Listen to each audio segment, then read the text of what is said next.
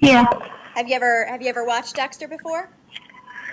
I tried to, and then I kind of just lost touch with it. So, Okay, so you know a little bit about the premise of the show, though.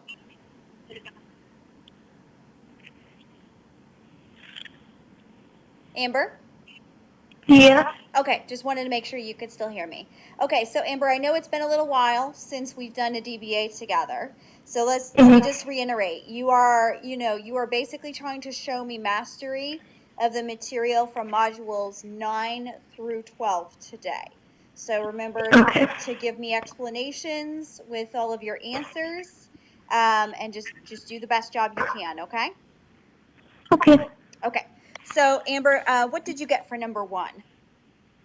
Number one, I said they are used because even the littlest dose could kill someone, so it's easier to like clean up the mess if there is one. And then the challenges are knowing where to look to see if the victim was poisoned, like the lungs and the mouth.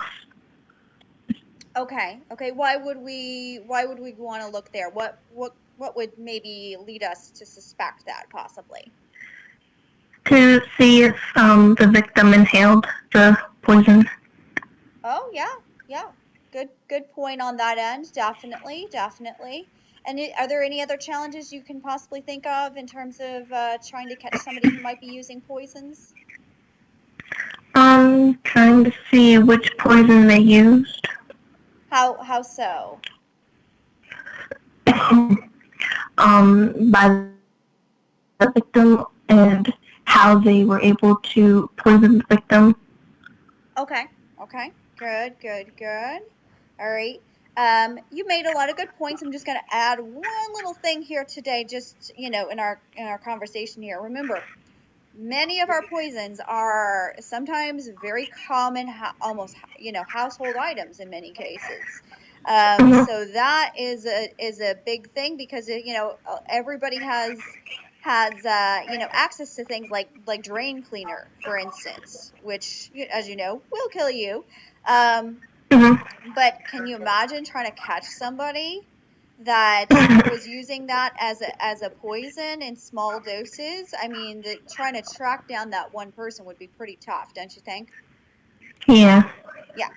So let's go on to our second topic where Dexter's using the sedative to subdue his victims. So which classification of drugs would this most likely fall into? I think it's club drugs because it's an easier place to slip the drugs into the drinks because they're either busy or the atmosphere is too dark and noisy, so it's Okay. easier to slip the drug in. Okay. But do all club drugs end up, rendering somebody unconscious? No. No. All right, because ones, for instance, like ecstasy, will actually do the exact opposite.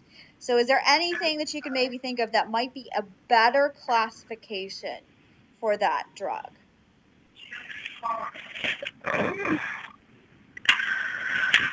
Mm,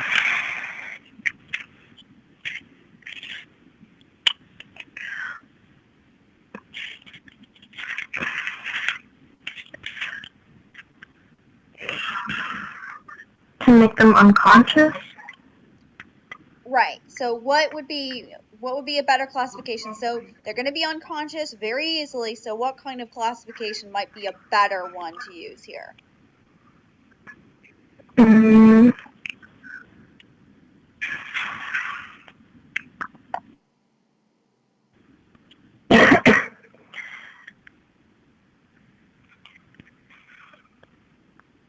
would it either be narcotics or depressants? One of those. Okay, pick which one do you think would be the best choice in this case?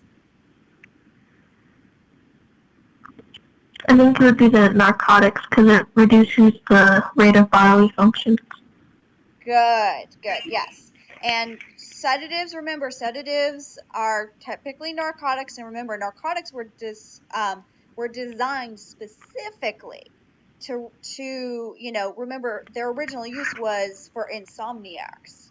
So nothing better than a narcotic if you are trying to put somebody, to sleep or render them unconscious, basically.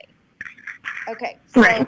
so we kind of came back on that one, but I think like one more time through your notes on that would be good because a lot of the drug classification, they're very subtle differences, and I want you to make sure that you can detect some of these subtle differences between the different classifications of drugs because this will tie in. I don't know if you've taken health yet in school. Have you taken your health class yet?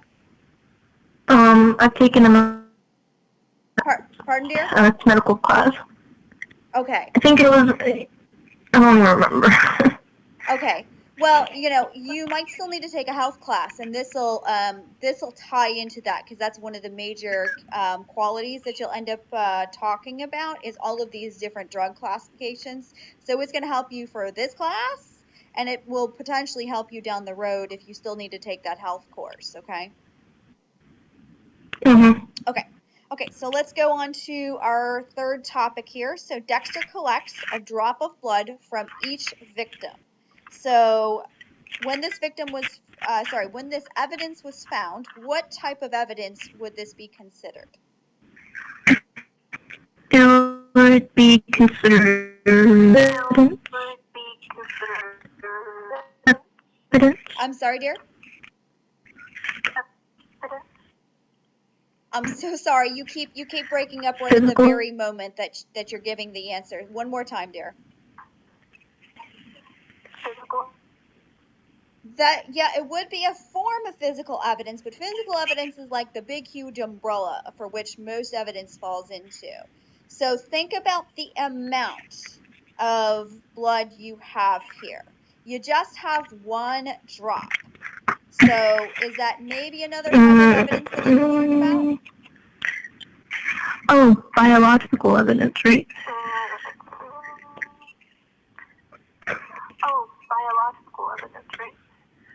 It could also be biological evidence. You are not wrong.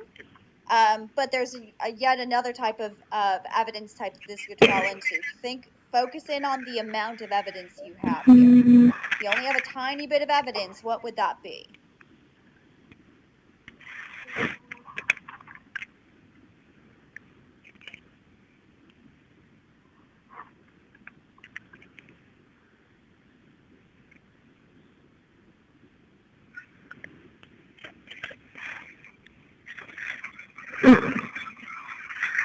yeah, I'm not getting the size part.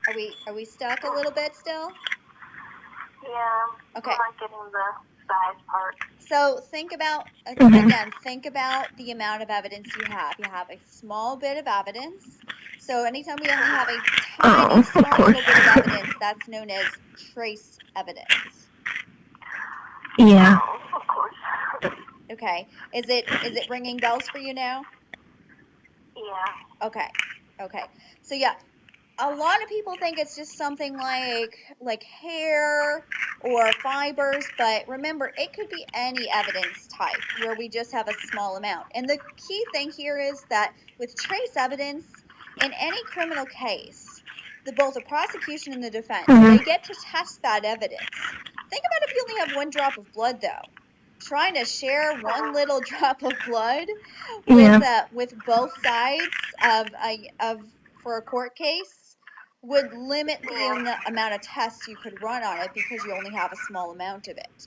And that's why it's an important differential classification to make for that. Okay. Okay. I am so sorry, dear. I accidentally forgot to do the forgery question, so we're going to pop back up to that one real quick. So I'll read it off to you here. So Dexter has to forge a portion of a written police report to change a date. Explain what he could do to accomplish this forgery.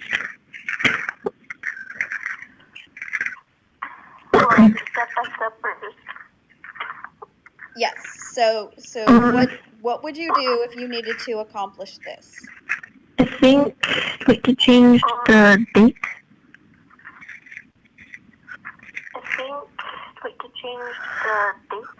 Okay, so how could You we do could. that?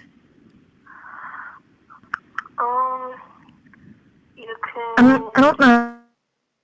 Erasure or something. Is that how you say it? I don't know. Erasure or something. Is that how you say it? Okay, so we could use erasure, and then I mean we've got to change the date, right? So what would our next step be after you erasing it? Mm,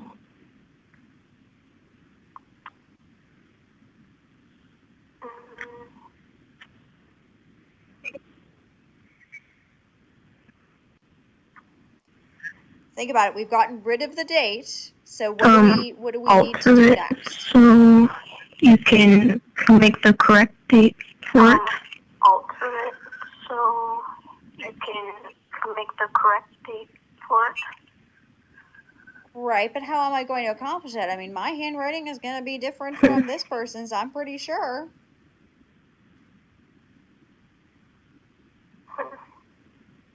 Counterfeit it. Counterfeit it.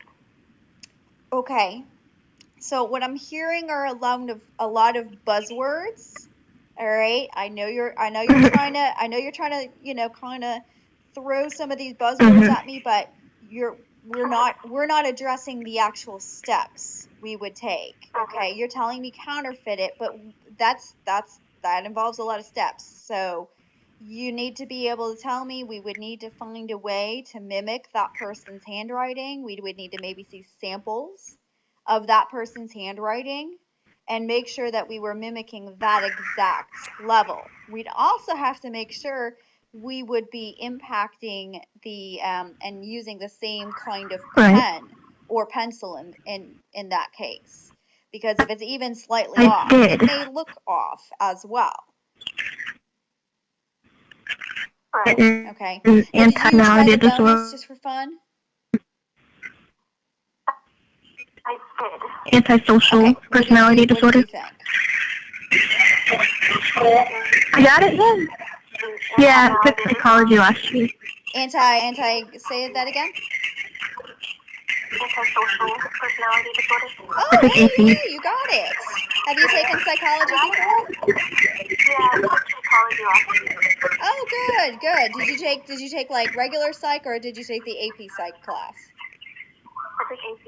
Oh, yeah. There's a nice meaty section in AP Psych that goes into abnormal psychology. So very good. Sounds like you remember stuff from AP Psych from last year, definitely. So yeah, that's that. And now there are two other personality disorders that are actually pretty close to what we're talking about here too. That I just want you to be aware of, even though you were on the money, correct. But similar qualities could also be considered narcissistic personality disorder or borderline personality disorder.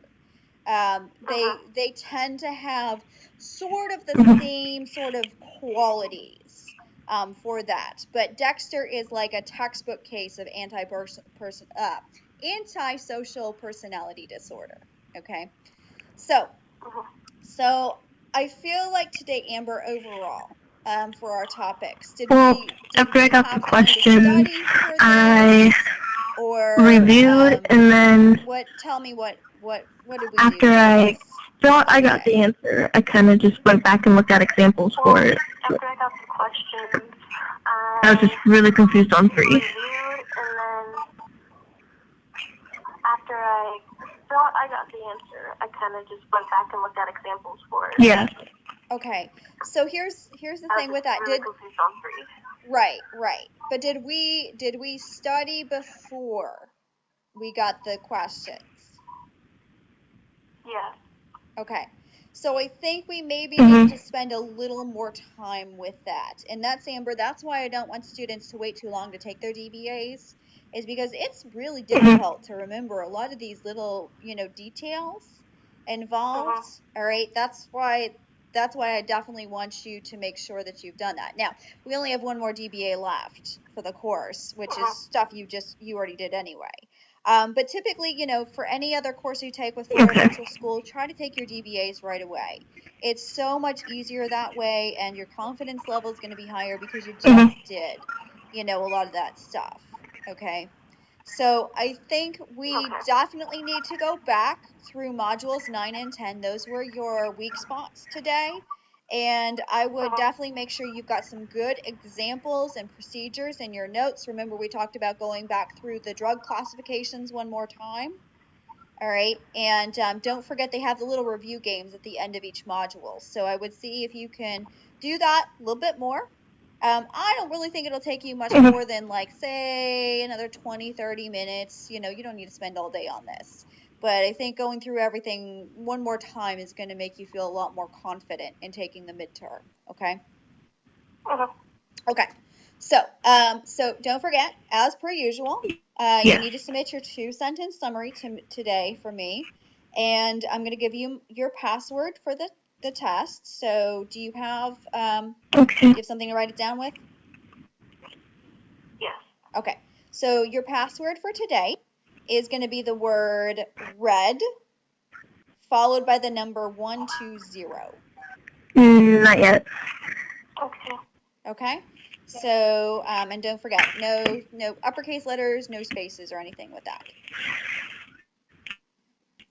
Okay, and scheduled module 16 DBA yet? Not yet. Okay. I would definitely nip that in the bud and at least get something on. Okay. I'm gonna open more I might open something Friday. More appointments on Okay. Monday. So you'll see something Okay. somewhere along the lines. So you still Okay. have some time to study for that last DBA. Okay. But I definitely want you to have a Okay. goal to finish no later than You like too. Thank Wednesday you. next week. Okay. Okay. Okay. All right, dear, then we are all set, and you have a good rest of the day, okay? You too. All right. Thank you. You're welcome. Alrighty. Bye-bye.